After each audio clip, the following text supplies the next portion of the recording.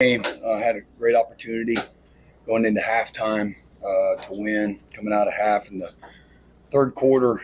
Just really played poorly in the third quarter. I thought they did some really good things, but at the end of the day, I thought we beat ourselves with some explosive plays on defense. Not getting anything going on offense, just couldn't find that rhythm. Football's a game of rhythm. We had a great rhythm in the first half on both sides of the ball. In the second half, particularly the third quarter, they got to that rhythm and scored a couple of explosive touchdowns, had a couple of good drives they put together. We got beat on a little, play action, and they slipped number 3 down the middle and got beat on a double move for another explosive touchdown. And then we lost the field position. They did a good job of flipping the field and working off our own goal line. Punter did a nice job, and they did a good job, knocking us backwards. I thought the offense had really good game control in the first half. They were really fantastic in a really good rhythm.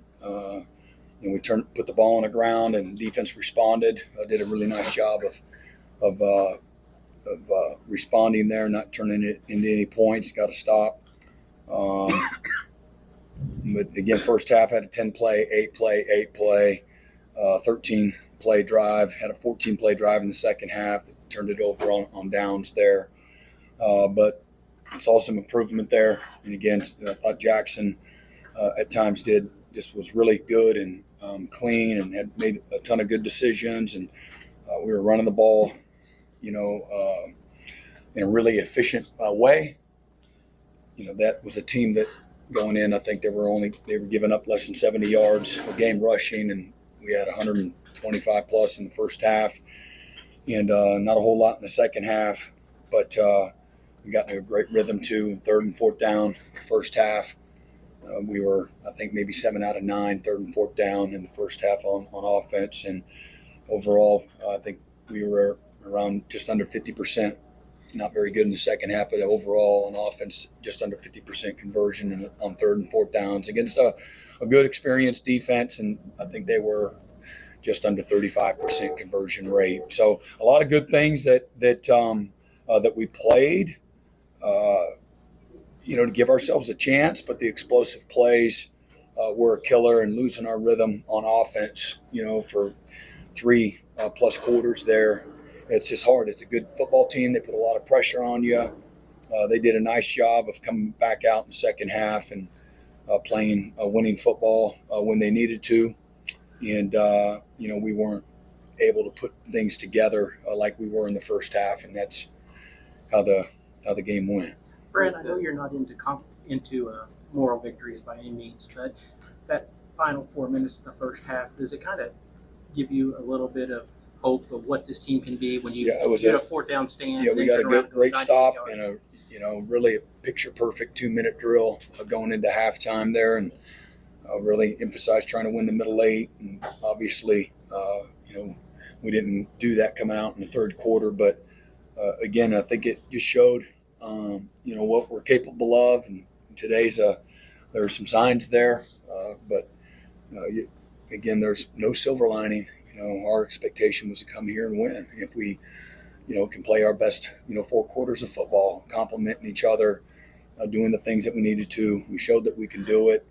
Obviously it's a 60-minute 4-quarter game, and we weren't able to sustain that. What do you like about Joe John's? What do you like about Joe John's performance in his first game? Yeah, Joe John was really good. He was in a good rhythm.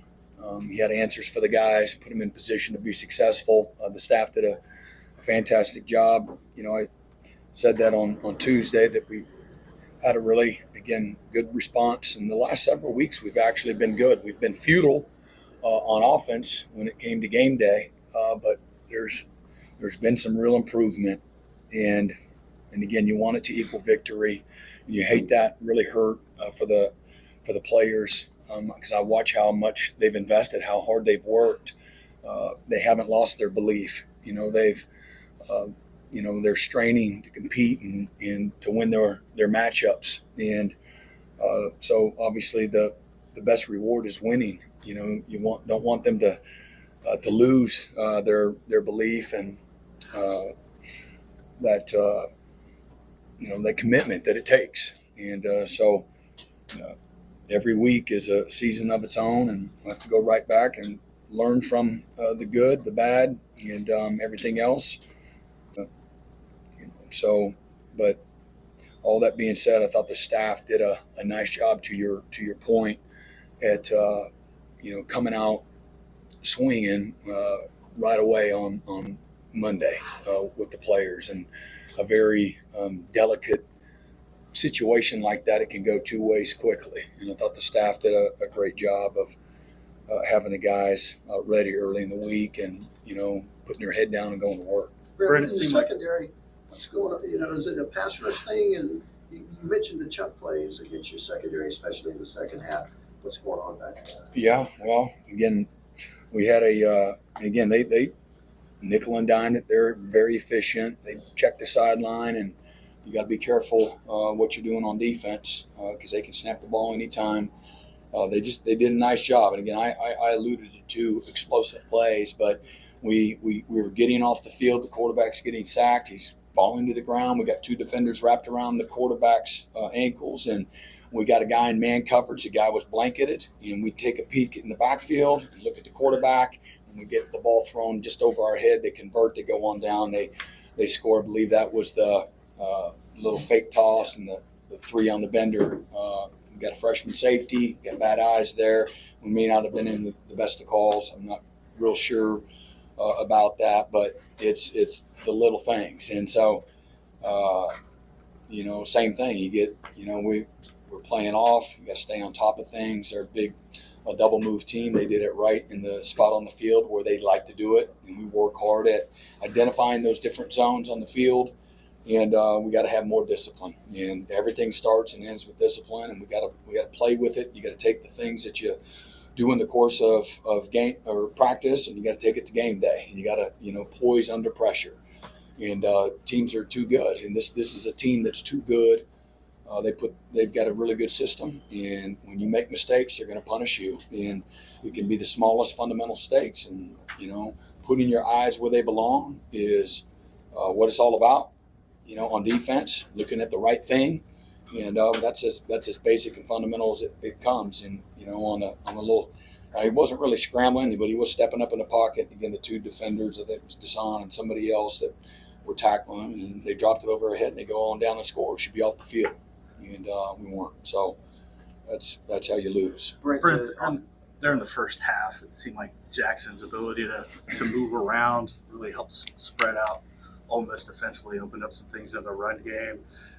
How much of that was just his ability versus the game plan, and what'd you make of Jackson's day overall? Yeah, again, overall, I thought it was good, and we play a little better in some other areas. That's have a chance to go on the road and find a way to win that game, and we couldn't do that. But overall, good. But in regards to him running, again, he's a talented, athletic guy, kind of like their guy. We had a few design quarterback runs, like Ole Miss did, and then when you cover everybody, you match people, whether it's a combo match concept or you're playing man to man, true man to man. Those are always the risk and the rewards that you, as a defensive coach, that are there.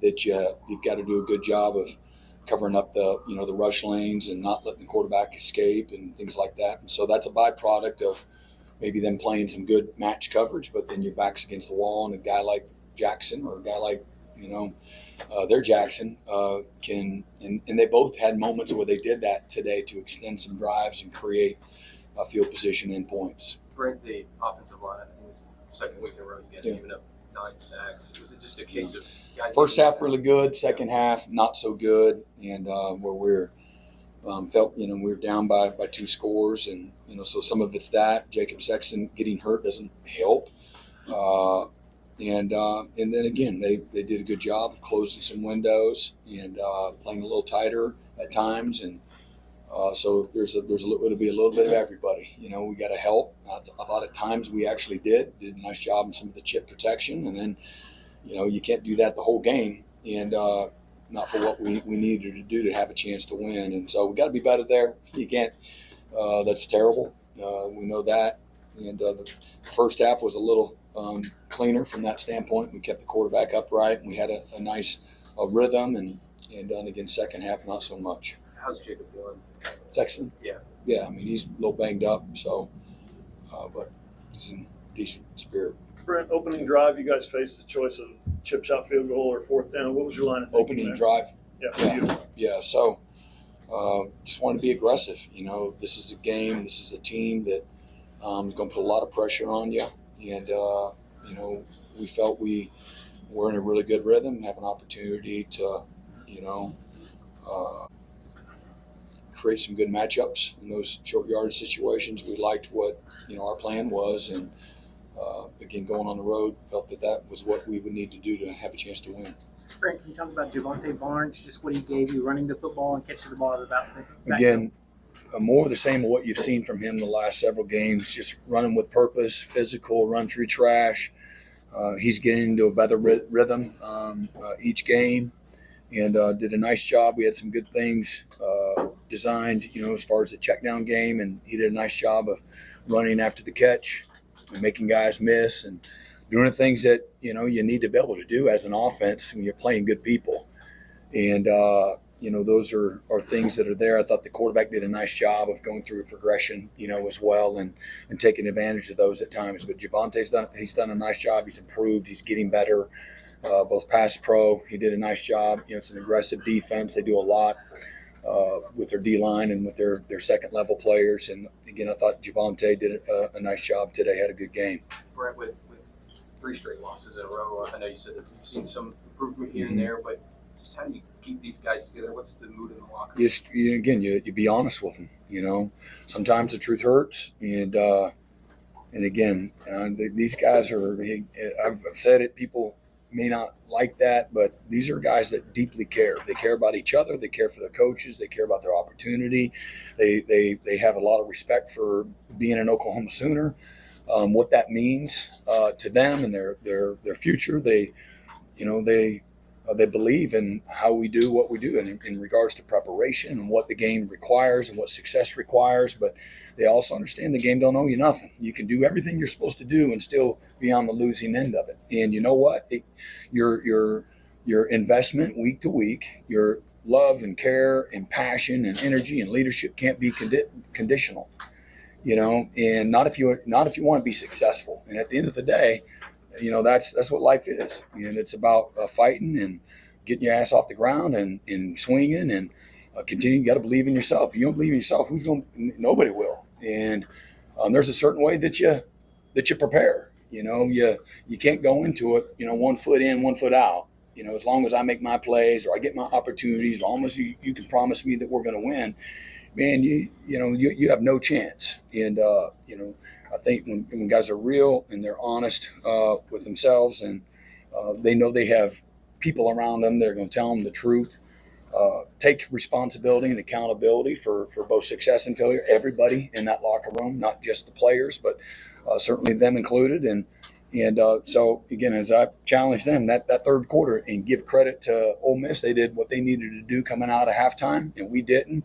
But at the end of the day, and I look back at a couple of those drives, is that them or is that us? And I'm all for a guy making a play, you know, because that's the game of football too, especially when you're playing good people. But where do we take responsibility? And it's the smallest, littlest details that'll expose you. And so, again, our guys care. You don't need no rah-rah speeches. This is a group of guys that, you know, again, from a leadership standpoint, that you know they're going to fight and chase and having an expectation of that standard being met every single day. And even when you're 4-4, you know, these guys aren't going to flinch. I promise you. And again, because I think everybody would expect everybody to be divisive, you know, and just in the tanks and mentally, checking out and all those things. That's not these guys. It's not these guys, and that's not these coaches.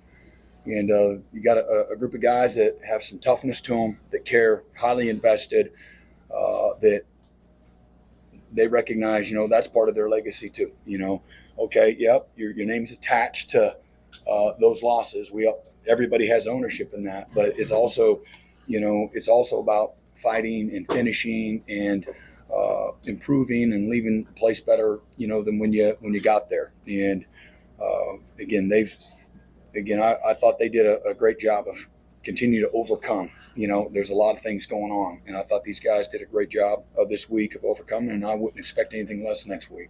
Thank you, Coach. We got this one.